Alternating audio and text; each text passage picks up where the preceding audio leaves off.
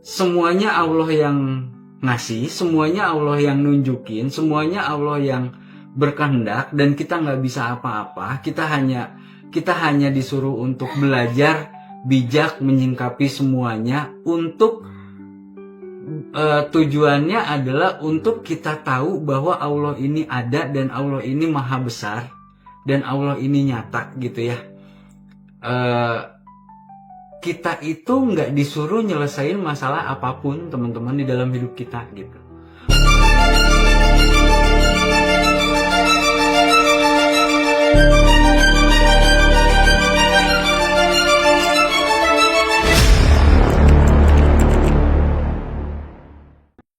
Oke teman-teman, kita mulai sesi hari ini. Assalamualaikum warahmatullahi wabarakatuh semuanya. Saya sekilas nge-review dulu dari yang kemarin kita udah bahas, dari masalah mulai dari prakelahiran sampai dengan kita masuk ke yang namanya kelahiran di dunia gitu ya. Nah hari ini teman-teman kita akan masuk ke pembahasan fase kelahiran di dunia. Oke, hari ini kita akan masuk di fase dimana kita mulai yang namanya fase kelahiran gitu ya. Nah,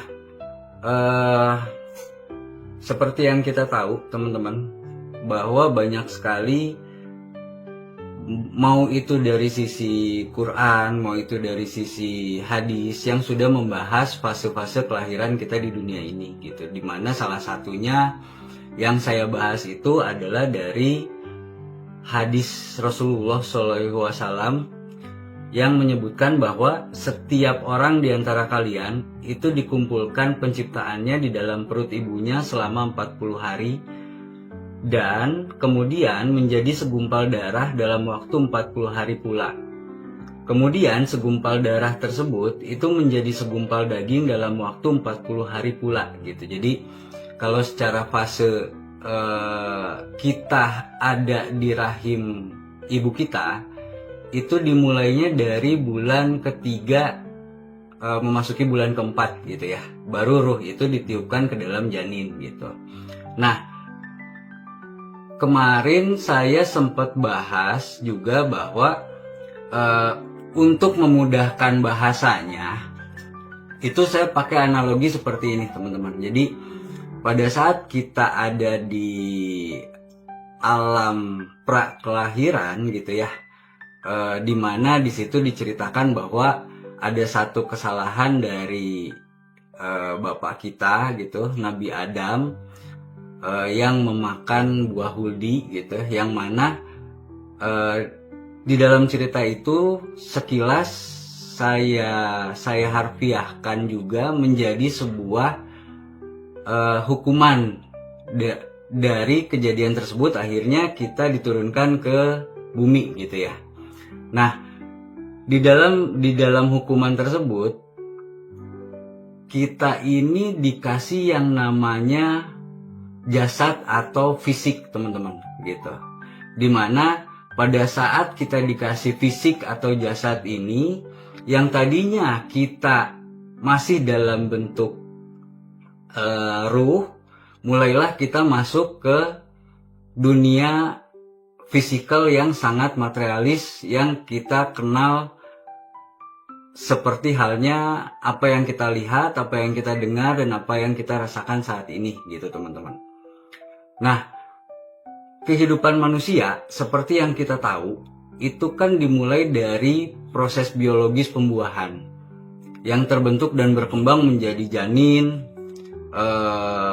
sehingga dari janin tersebut kita melalui banyak sekali pembelahan sel yang kompleks, yang pada akhirnya kita membentuk sebuah fisik yang kita juga sudah bahas di sesi 1 kemarin, bahwa tubuh kita ini terdiri dari 50 triliun sel, di mana sel ini 99,9%-nya adalah kekosongan gitu. Dan inti sel itu hanya 0,1%. Jadi kalau kita mau ngebayangin nih, si 0,1% ini dikumpulin sebanyak 50 juta triliun sel, dan itu menjadi organ-organ tubuh kita gitu teman-teman, secara sainsnya ya. Nah, masuk nih kita ke fase awal kehidupan teman-teman, dimana pada awal kehidupan pertama ini kita atau kehamilan seorang ibu itu dimulai pada minggu ke-12 kehamilan, yaitu organ-organ penting yang mulai terbentuk dari mulai minggu ke-12 sampai dengan minggu ke-12 atau sampai dengan bulan ke-9 gitu, sampai dengan kita siap untuk lahir. Nah, dalam hal ini teman-teman, ilmu medis pun mengkonfirmasi bahwa banyak sekali hal-hal yang menjadi penting untuk diri kita karena keterbatasan si fisik ini atas segala kebutuhan baik itu nutrisi, baik itu mentality gitu selama perkembangan janin yang pada saat kita masih ada di dalam kandungan teman-teman, itu sangat dipengaruhi oleh kondisi di luar tubuh atau kondisi ibu kita yang mengandung kita gitu teman-teman.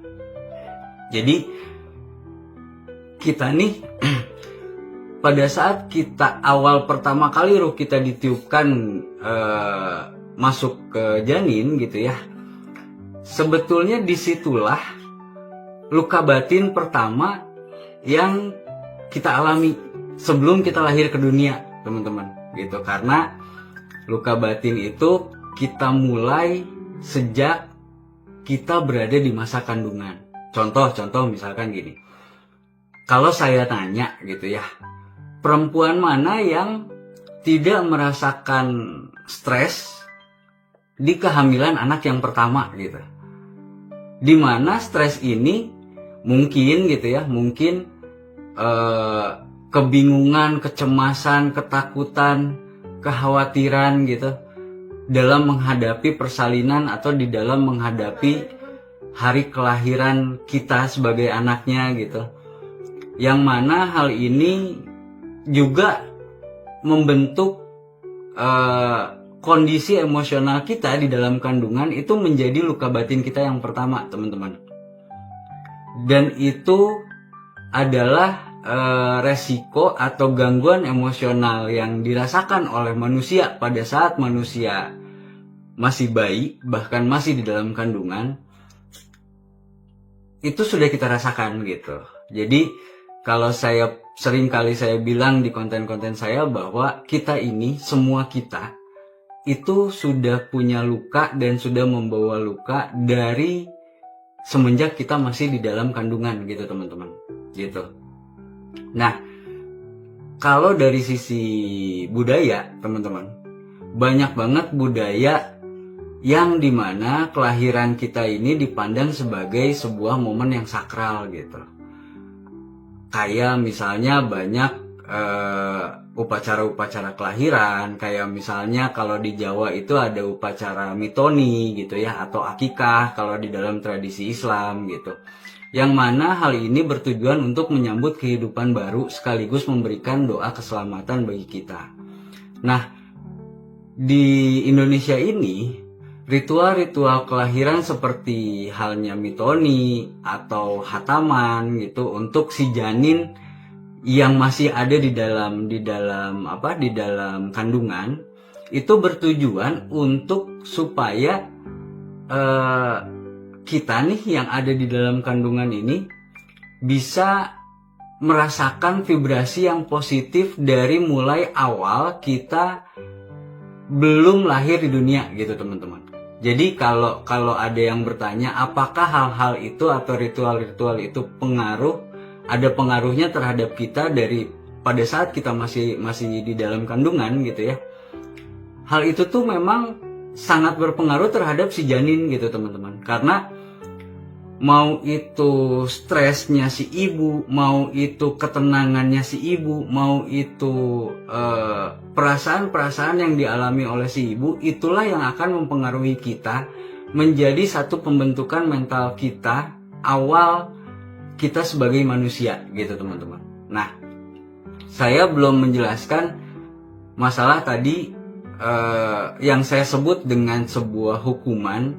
Karena gini teman-teman, pada dasarnya kita ini secara ruh itu tidak membutuhkan semua hal yang sifatnya indrawi atau semua hal yang sifatnya fisik gitu ya. Kebutuhan-kebutuhan fisik itu kan seperti makan, dihargai, emosi, ego gitu. Semua itu adalah kebutuhan-kebutuhan fisik kita yang harus kita sadari betul bahwa itu menjadi identitas pertama kita pada saat kita dilahirkan di dunia gitu loh teman-teman. Gitu. Jadi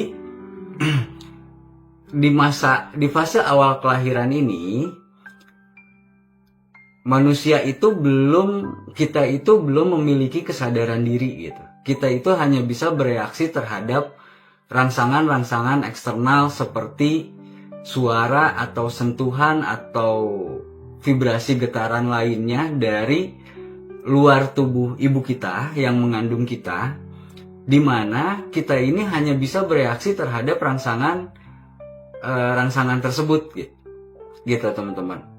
Tapi itulah yang menjadi hubungan awal kita dengan orang tua kita, terutama dengan ibu kita, yang membangun dasar ikatan emosional kita atau attachment pertama kita dengan orang tua kita tuh dari situ gitu. Sekaligus juga itu menjadikan sebuah luka pertama kita pada saat kita merasakan semua emosional yang dirasakan oleh orang tua kita, terutama ibu kita pada saat kita berada di dalam kandungan gitu teman-teman. Gitu. Nah, kita memang belum memiliki kesadaran diri pada saat kita masih berada di kandungan teman-teman. Tetapi kita mulai mengenal semua yang terkait dengan dunia gitu ya. Walaupun kita belum dilahirkan nih gitu konteksnya gitu. Itu dari semua indrawi kita yang pada saat kita masih di dalam kandungan, indrawi yang kita gunakan itu hanya indra perasa saja gitu teman-teman. Itulah yang menjadi emosional kita, ikatan emosional kita dengan ibu kita yang tadi saya jelasin. Dan ini menjadi sebuah dasar yang penting banget buat perkembangan emosional seorang manusia yang kita sebut dengan nama bayi gitu ya. Karena dalam teori psikologis pun disebutkan atau menunjukkan bahwa bayi itu sangat membutuhkan perhatian untuk membangun kepercayaan pertamanya dari sisi menjaga emosional ibunya gitu teman-teman. Nah, attachment yang tidak aman atau kelekatan kita dengan ibu kita yang tidak aman gitu ya, dengan perasaan stres ibu kita, dengan ketakutan ibu kita, dengan kekhawatiran ibu kita gitu, itu akan membuat kita nih yang masih menjadi bayi ini gitu ya, merasa sering diabaikan atau merasa kurang menerima kasih sayang teman-teman. Walaupun itu kita masih di dalam kandungan gitu, rasa itu tuh udah kita terima gitu, karena rasa vibrasi yang kita tangkap gitu ya pada saat kita di dalam kandungan itu sama dengan vibrasi yang kita terima pada saat kita dilahirkan nih gitu ya. Dan kita misalnya tidak cukup mendapatkan pelukan, tatapan mata, suara yang lembut dari si pengasuh utama gitu ya, yang seringkali menunjukkan kecenderungan emosionalnya gitu terhadap kita nih gitu. Itu rasanya sama gitu teman-teman. Jadi mau kita di dalam kandungan maupun kita sudah di luar kandungan, rasa yang kita terima dari ibu kita tuh akan tetap sama. Vibrasinya seperti halnya yang tadi saya sebutin gitu teman-teman. Nah, itulah luka batin kita atau luka kita yang pertama kita rasain di dunia gitu. Dengan kita diberikan fisik, dengan kita masuk ke dalam sebuah jasad, yang mana jasad tersebut sudah sering saya jelaskan bahwa jasad kita ini, fisik kita ini selalu menerima semua respon itu sebagai menganggapnya semua hal yang kita terima itu menjadi sebuah masalah. Dengan tujuan itu untuk merespon sebuah atau mencari sebuah solusi dari setiap hal yang kita rasakan gitu teman-teman. Nah, masuk ke dalam konteks kenapa fisik ini saya sebut sebagai sebuah hukuman, karena setiap hal yang diterima oleh fisik kita itu akan direspon menjadi sebuah masalah teman-teman gitu. Mau hal apapun yang kita terima dari luar tubuh kita itu akan selalu merespon itu sebagai sebuah masalah untuk kita mengantisipasi atau mencari solusi dari masalah-masalah yang kita rasakan tersebut gitu teman-teman. Nah, kita masuk sekarang ke fase kelahiran nih, pada saat kita sudah dilahirkan gitu. Nah, seperti halnya tadi yang sudah saya jelaskan, rasa yang kita dapat pada saat kita ada di dalam kandungan dengan rasa yang kita dapat setelah kita dilahirkan, walaupun kita belum ngerti apa-apa gitu, walaupun kita belum paham apapun gitu ya, kita masih bersih, kita masih suci, kita belum paham apapun, tapi Allah itu udah memberi kita sebuah vibrasi rasa yang sama, seperti halnya kita merasakan kalau kita ini jarang diperhatikan, kita ini kurang disentuh, kita ini kurang kasih sayang, itunya tuh udah keterima gitu sama kita gitu. Walaupun kita nggak ngerti itu tuh maksudnya apa, tujuannya apa, dan rasa itu tuh kenapa gitu. Karena kan pada saat kita bayi mungkin kita belum punya memori-memori nih gitu ya. Kita belum punya memori-memori masa lalu karena kita baru lahir gitu. Tapi rasa itu tuh sudah ada gitu. Dan itulah yang menjadi luka batin pertama kita di dunia gitu. Pada saat kita diberikan sebuah jasad, sekali lagi rasa itu hadir gitu. Yang mana hal ini di dalam perspektif agama, teman-teman, kelahiran ini dipandang sebagai anugerah dari Tuhan atau anugerah dari Allah gitu ya. Bahkan di dalam Islam misalnya gitu, kenapa bayi yang baru lahir itu harus diazankan sebagai simbol dari perkenalan kepada Sang Maha Pencipta gitu. Atau misalkan di dalam Hindu gitu, ada yang namanya ritus nama Karana, itu untuk memberi nama anak sebagai simbol identitas. Jadi teman-teman, pada saat pertama kali kita dilahirkan gitu ya, inilah identitas pertama yang kita terima dari kehidupan kita gitu.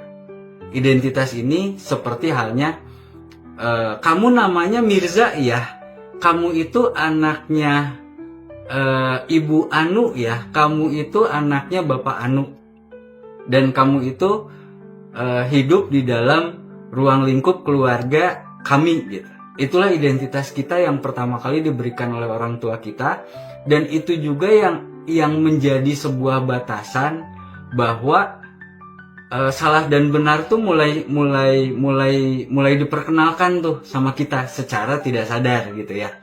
Artinya di situ identitas ini kan menjadi satu hal yang batasan-batasan yang menjadi apa ya, saya bahasanya yang benar itu saya harus menjadi anak si ibu A, yang benar itu saya harus menjadi anak dari si bapak B gitu.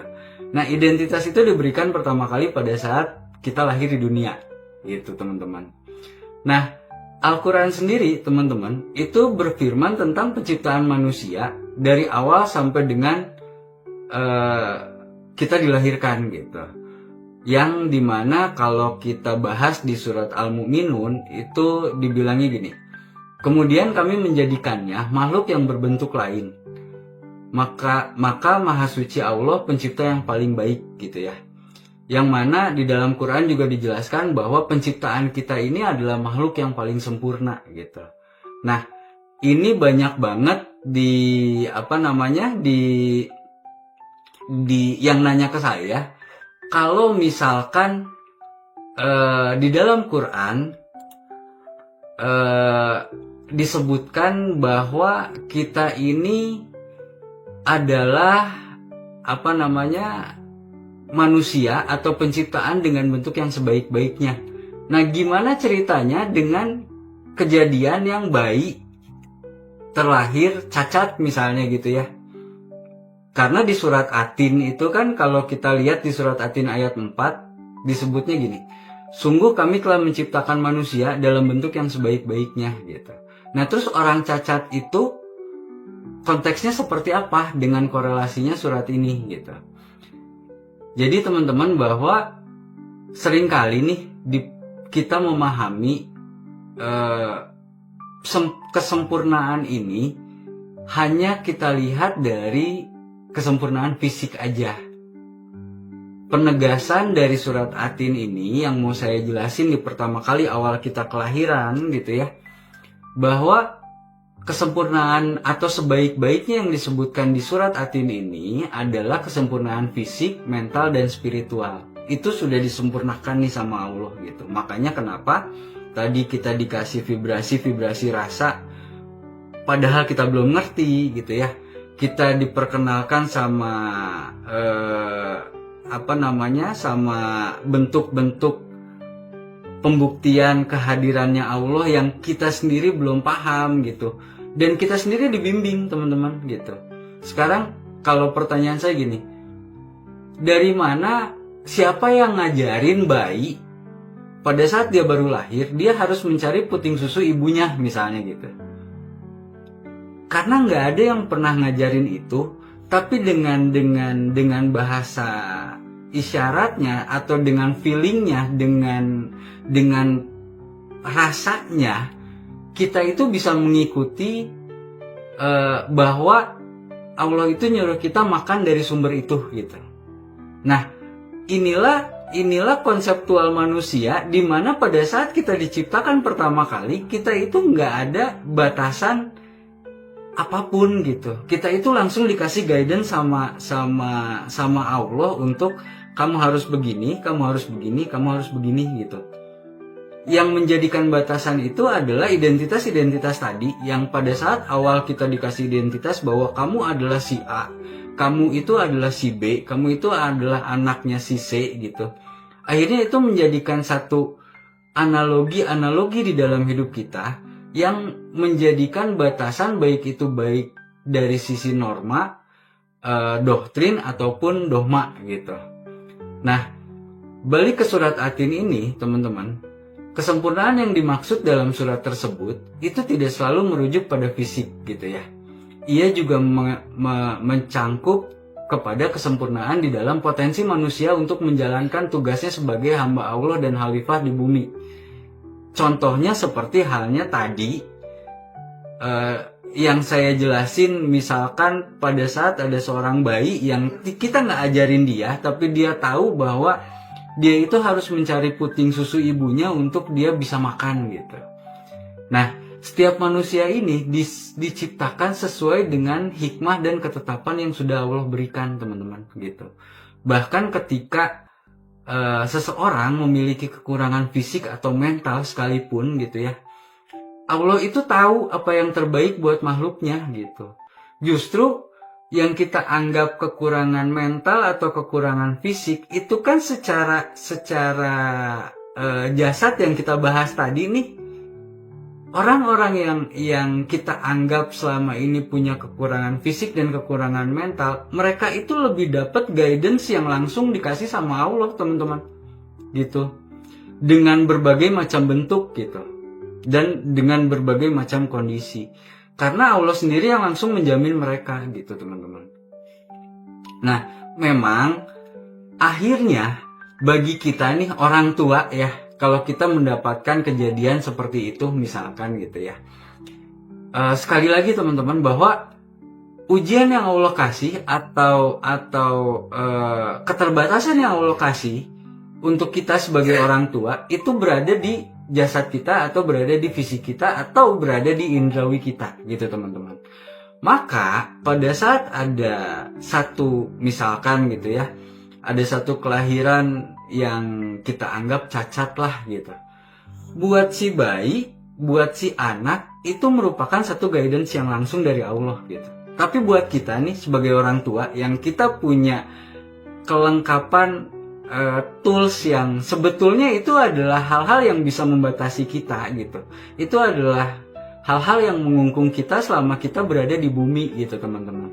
Dan itulah yang menjadi satu bentuk ujian terhadap kita, orang tuanya gitu ya. Karena kita melihat anak kita itu mempersepsikan bahwa kesempurnaan itu harus kesempurnaan dalam bentuk fisik gitu teman-teman.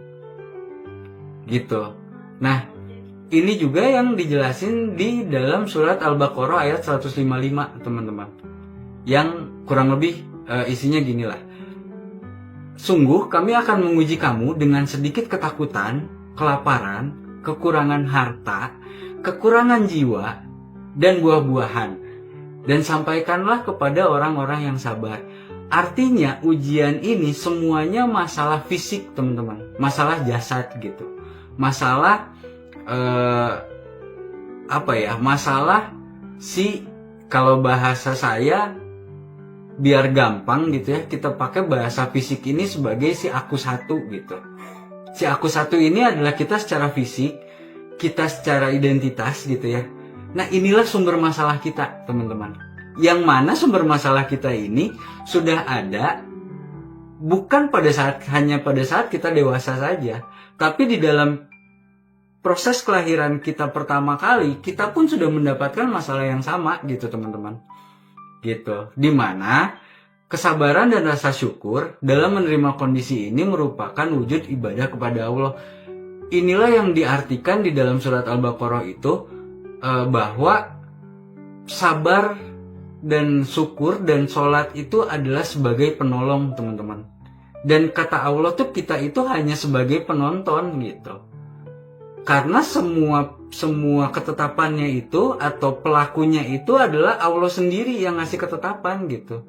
Jadi seolah-olah gini teman-teman, di fase pertama ini pada saat kita dilahirkan nih, Allah itu ngasih tugas nih ke kita. Kamu itu tugasnya adalah Iqra, membaca semua kejadian demi kejadian yang akan kamu alami gitu ya. Tanpa harus menilai apapun, tanpa harus menunjuk apapun, tanpa harus menjudge apapun, dan tanpa harus memperspektifkan apapun gitu teman-teman. Tapi saya kasih ujian nih. Ujiannya dalam bentuk fisik atau jasad gitu. Karena dari bentuk fisik atau jasad ini, kamu akan melihat banyak sekali hal-hal yang tidak menyenangkan yang akan kamu rasakan gitu. Kenapa bahasa saya tidak menyenangkan? Karena di Ali Imran ayat 14 dan di surat Al-Baqarah ayat 155, semua hal yang berbentuk fisik ini disebutkan bahwa semua itu adalah kesenangan gitu, bukan kebahagiaan gitu teman-teman. Yang mana kesenangan ini yang seringkali menjebak kita untuk seolah-olah kita harus menuju ke sana gitu. Padahal Quran sudah menjelaskan dengan gamblang bahwa semua kesenangan-kesenangan dunia, semua fisik dan jasad yang fisik dan jasad butuhkan, yang seolah-olah itu adalah kebutuhan yang paling esensial di dalam hidup kamu gitu. Itu tuh semuanya hanya kesenangan gitu. Bukan satu perwujudan dari kebahagiaan yang Allah kasih secara fitrah buat kita sebagai manusia. Karena teman-teman, kita ini sekali lagi di fase yang pertama ini, kita ini hanya diminta untuk menjadi penonton, tanpa harus menilai, tanpa harus menjudge, tanpa harus berpersepsi apapun. Terus gimana caranya kita bisa hidup kalau kita hanya sebagai penonton gitu kan? Gitu. Karena kita dikasih jasad nih, Allah udah ngasih clue-nya ke kita gitu. Bahasa kerennya nih ya, kalau saya bilang bahasa keren, saya selalu bilang gini, ya caranya adalah dengan yes for everything to Allah gitu. Itulah satu perwujudan kita, komitmen kita sama Allah sebelum kita turun ke dunia gitu teman-teman. Jadi kalau kita menjalani semua hal di dalam dunia ini dengan kesadaran bahwa semuanya Allah yang ngasih, semuanya Allah yang nunjukin, semuanya Allah yang berkehendak, dan kita nggak bisa apa-apa. Kita hanya disuruh untuk belajar bijak menyingkapi semuanya, untuk tujuannya adalah untuk kita tahu bahwa Allah ini ada, dan Allah ini maha besar, dan Allah ini nyata gitu ya. Kita itu nggak disuruh nyelesain masalah apapun teman-teman di dalam hidup kita gitu. Bahkan di dalam Quran dan tidak ada agama yang sekompleks Islam dengan Qurannya yang ngasih tahu nih, dari mulai makanan masuk ke mulut sampai makanan keluar dari tubuh kita, itu tuh semua ada guidance-nya gitu. Semua tuh sudah dikasih clue sama Allah untuk tinggal kita jalanin aja gitu.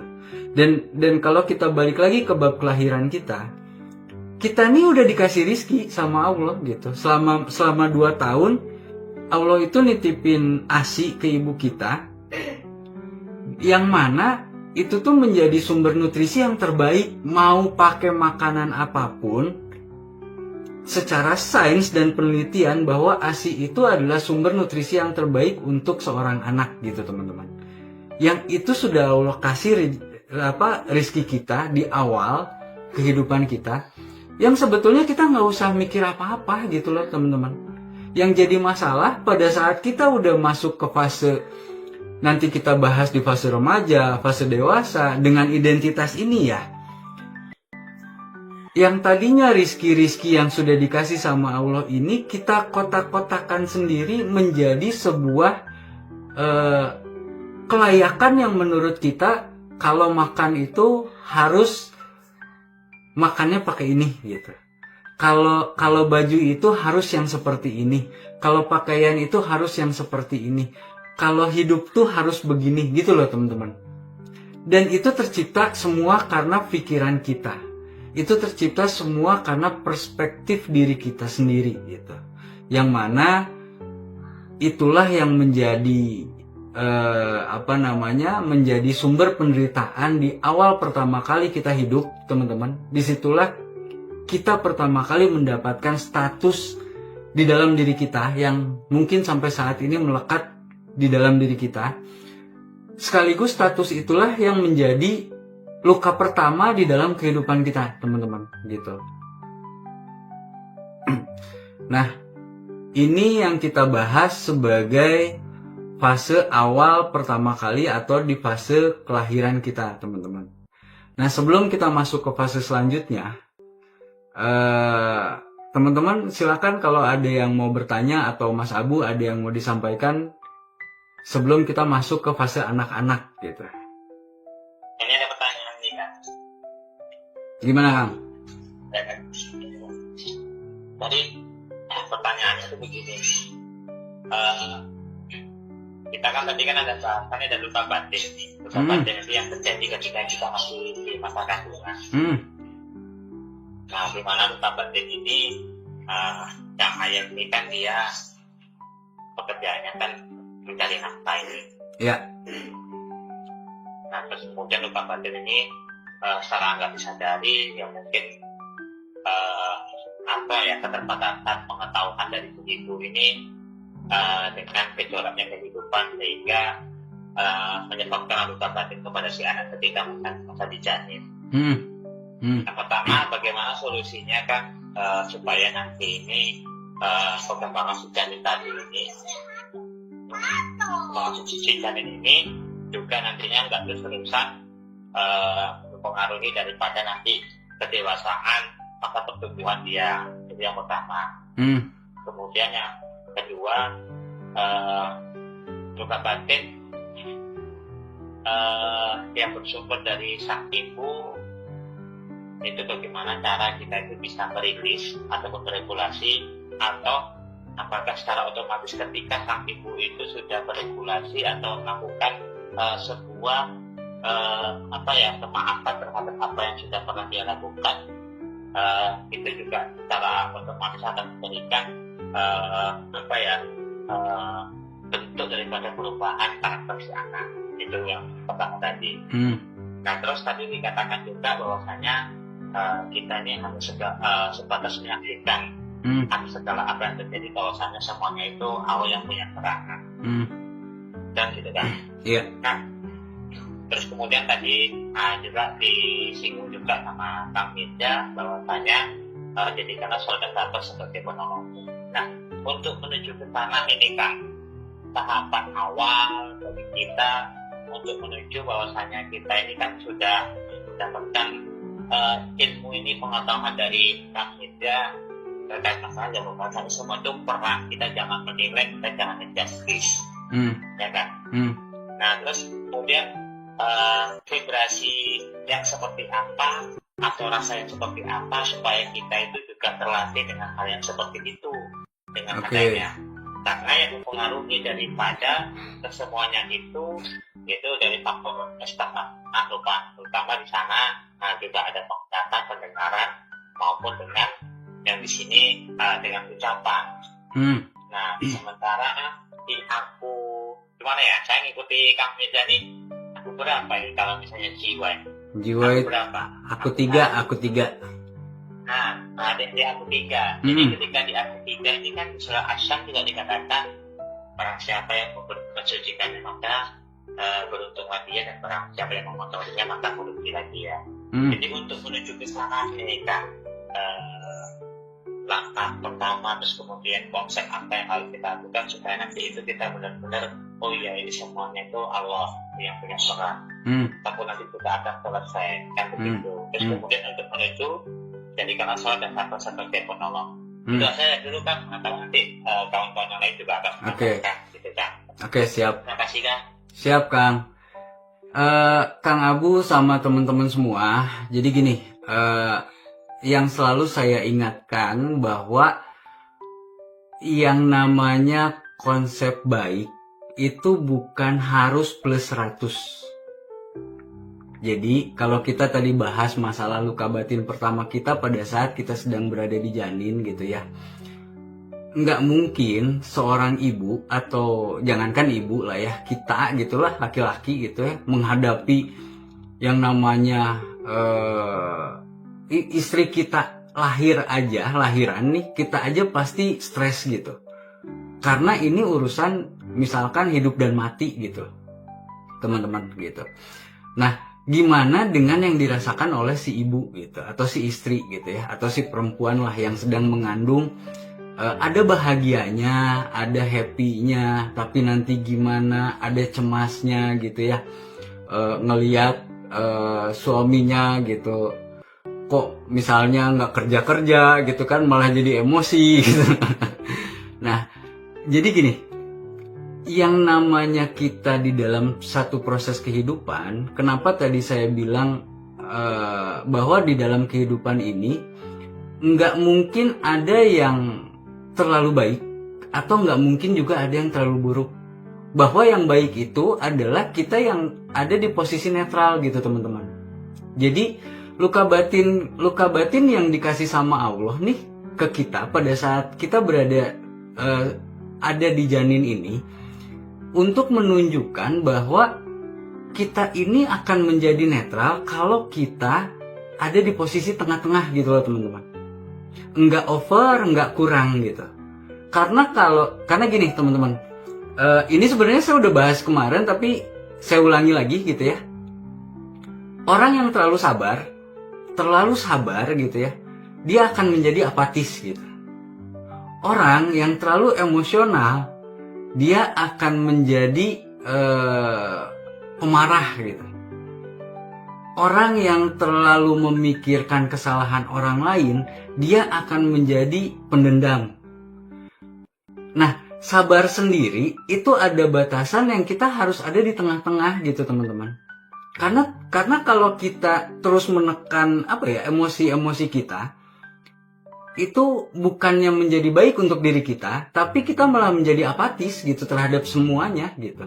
Kita jadi nggak peduli, kita jadi nggak aware sama lingkungan, kita jadi orang yang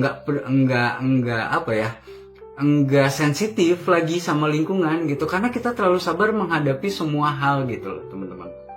Yang mana di konteks kita berhubungan dengan fisik ini atau dengan jasad ini, makanya di situ dasar pertama yang kita harus garis bawahi bahwa kalau bicara luka, kita memang sudah diajarkan atau sudah diberikan luka itu bahkan pada saat kita belum ngerti apa-apa gitu. Dan kita nggak minta nih orang tua kita untuk stres atau untuk tiba-tiba berantem gitu ya sama bapak kita gitu pada saat kita lagi ada di kandungan gitu. Kita nggak minta itu, tapi itu sudah dikasih sama Allah untuk kita. Yang dalam hal ini gini teman-teman, saya ngejelasin ini secara agama, secara budaya, secara sains, dan secara psikologi. Maksud saya gini, yuk kita lihat, kita sebagai penonton nih, yang kita lagi, seolah-olah kita lagi menyaksikan kita pada saat kita di dalam kandungan gitu teman-teman gitu. Jadi pertanyaannya tadi, cara meminimalisirnya kita harus lihat dulu gitu. Kalau si stresnya ibu ini terlalu over, itu tentu harus kita turunin gitu. Entah bagaimanapun caranya gitu ya. Mungkin dengan kita menenangkan istri kita gitu. Kita menenangkan diri kita gitu. Kita juga mengurangi intonasi dan nada suara pada saat kita bicara dengan istri kita yang sedang mengandung misalkan gitu ya teman-teman. Tapi kalau itu sudah ada di fase netral gitu ya, ya nggak perlu ada yang dikurangin lagi Kang Abu teman-teman gitu. Karena yang baik itu bukan kita nggak dapat stres, bukan kita nggak dapat luka, tapi kita nggak dapat semua itu secara over gitu loh. Atau kita nggak kekurangan itu. Karena kalaupun kita kekurangan itu, hal itu pun akan membentuk mental kita menjadi nggak sehat teman-teman gitu. Gitu Kang Abu.